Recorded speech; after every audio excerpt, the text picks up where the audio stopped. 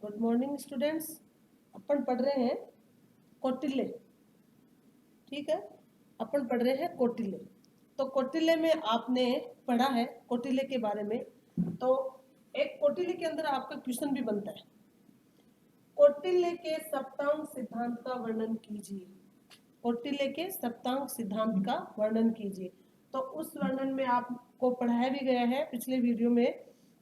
उसमें स्वामी, अमात्य, जनपद, दुर्ग, कोष, दंड और मित्र, यानी कौटिल्य ने एक जिंदी आत्मा मनुष्य का वर्णन देते हुए राज्य का निर्माण किया है।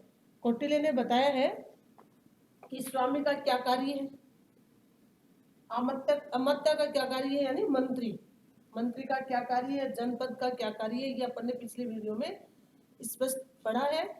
और ये क्वेश्चन आपका इंपॉर्टेंट क्वेश्चन है, कौटिल्य के सप्तांग सिद्धांत का वर्णन कीजिए। या फिर आपका ये भी पूछ सकते हैं कि मनु के सप्तांग सिद्धांत का वर्णन कीजिए, अथवा ठीक है, इन दोनों में से एक क्वेश्चन आपका जरूर आता है। कौटिल्य का पूछ लेते हैं या फिर मनु का पूछ लेते हैं। तो मनु का जो आप करोगे, कौटिल्य का सिद्धांत लिखना आपको स्वामी, मंत्री, जनपद, ये चीजें हैं। बट उन्होंने क्या किया है, राज्य का निर्माण किया है। तो उसने सप्तांग सिद्धांत का मतलब दैवीय आधार पे, मनुस्मृति में सप्तांग सिद्धांत में दैवीय आधार पर वर्णन करते हुए राजा की उत्पत्ति की है। और जो आप कौटिल्य में पढ़ रहे हो तो यहाँ पे क्या है, एक मनुष्य रूपी शरीर, जिंदी आत्मा जो कार्य करती है, सामने दिखती है कि भाई जो ये 7 अंग है, सप्तांग, सप्तांग का मतलब 7 अंग, यानी जो ये 7 अंग है, तो एक मनुष्य के अंदर भी 7 अंगों का निर्माण किया गया है, जिसका कोई भी अंग यदि कोई कार्य करना बंद कर देता है तो उस शरीर को चलाना बड़ा मुश्किल होता है। उसी प्रकार से कौटिल्य का भी कहना है कि यदि राज्य में भी किसी भी अंग का कोई खराब हो जाता है, कोई व्यक्ति दुष्ट निकल जाता है, तो फिर उसमें उससे राज्य को चलाना बड़ा कठिन होता है। तो इसीलिए मनुस्मृति में कहा है कि देवता, यानी किसको, आप राजा को देवता मानते हुए राज्य का निर्माण करोगे।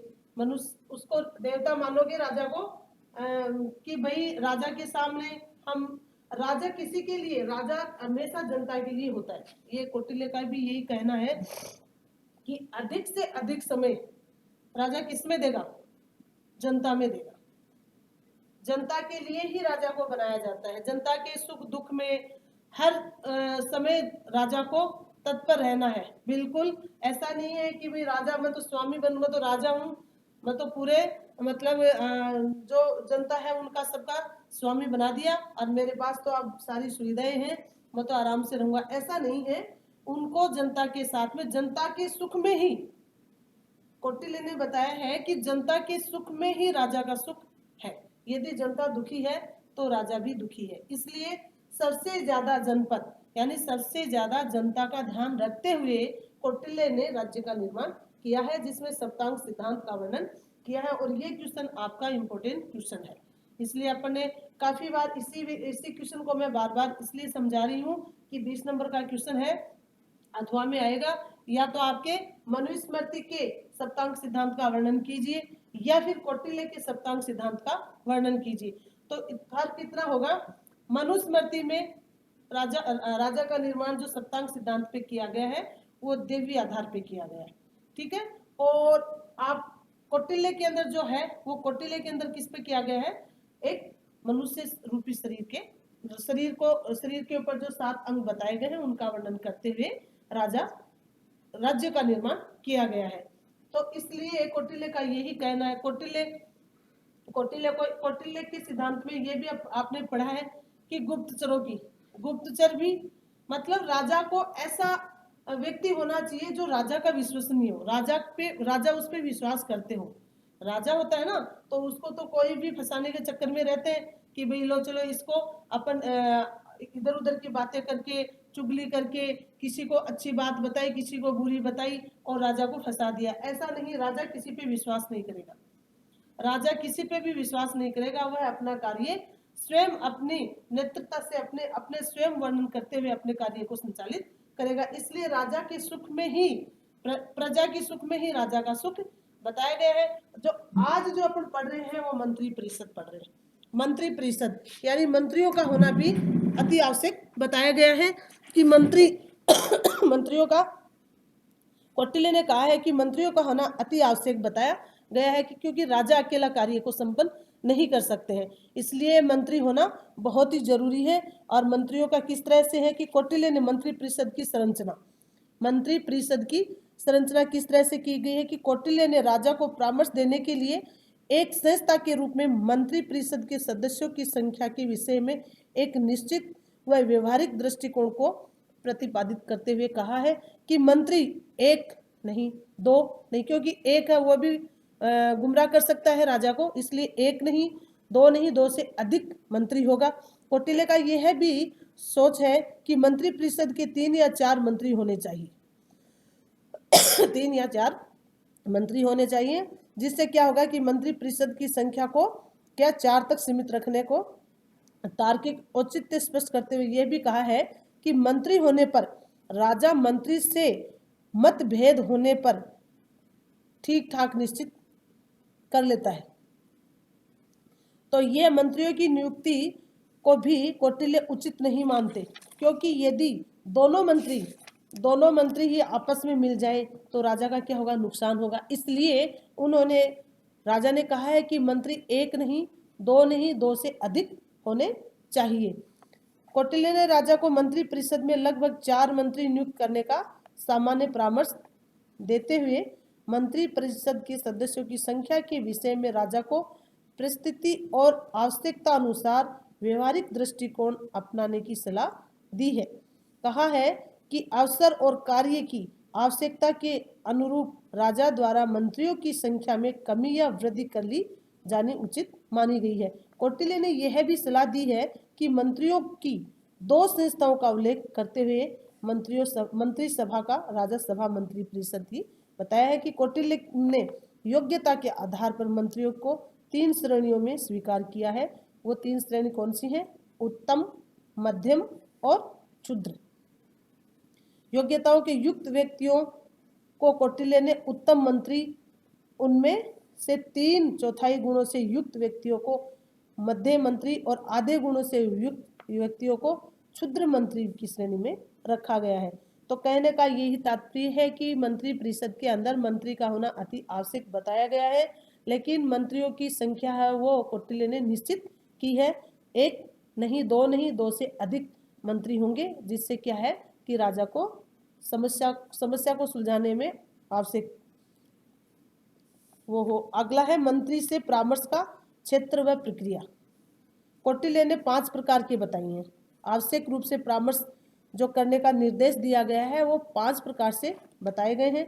सबसे पहला है राजकीय कार्यक्रम की रूपरेखा का निर्धारण तथा उन्हें प्रारंभ करने के उपाय। दूसरा है उच्च पदों पर नियुक्त व कर आरोपित करने के सिद्धांत। राज्य में तथा पड़ोसी राज्यों में विद्यमान स्थितियों व परिस्थितियों का मूल्यांकन। राज्य के सक्षम संकट उपस्थित हो जाने पर संकट से निकलने के उपाय। राजकीय प्रयोजना की पूर्ति के लिए सामान्य अपनाई जाने वाली नीति। ये क्या बताया गया है कि ये 5 प्रकार की जो विषय बताए गए हैं ये राजा को मंत्रियों की आवश्यकता के रूप में परामर्श देने के लिए बताई गई है। अगला जो आपका मंत्री परिषद है, अगला है मंत्रियों का दायित्व क्या है, क्या दायित्व है मंत्री का। ये कौटिल्य का है कि मंत्री या उत्तम परामर्श को सफलता का सबसे महत्वपूर्ण आधार माना गया है। शासक को मंत्र के महत्व के संबंध में सचेत करते हुए कौटिल्य ने यह भी कहा है कि मंत्रियों के परामर्श से विमुख रहने वाला राजा शत्रु के चंगुल में फंस जाता है तथा मंत्रियों के परामर्श से चलने वाला शासक अपने राज्य में वृद्धि भी कर सकता है। यानी मंत्री जैसी मंत्रणा ला के जैसे बताएंगे वैसे ही राजा उस मंत्रणा को स्वीकार कर लेते हैं। तो मंत्री ऐसा भी हो सकता है जो राजा को फंसा भी सकता है और ऐसा भी हो सकता है जो परामर्श देते हुए राजा के कार्यों में वृद्धि भी कर सकता है। निर्भीक होकर सभी विषयों में शासक को उचित परामर्श देना कौटिल्य मंत्रियों को प्रमुख दायित्व मानता है। यानी जो राजा को कार्य मंत्री बताएंगे वैसा ही राजा कार्य करता है। इसलिए मंत्री है वो योग्य होना चाहिए और विश्वसनीय ही होना चाहिए। जो राजा का विश्वासी होगा वो क्या करेगा, राजा को वृद्धि की ओर बढ़ाएगा, और जो ऐसा मंत्री हो जाएगा वो क्या करेगा, वो शत्रुओं के चंगुल में राजा को फंसा देगा।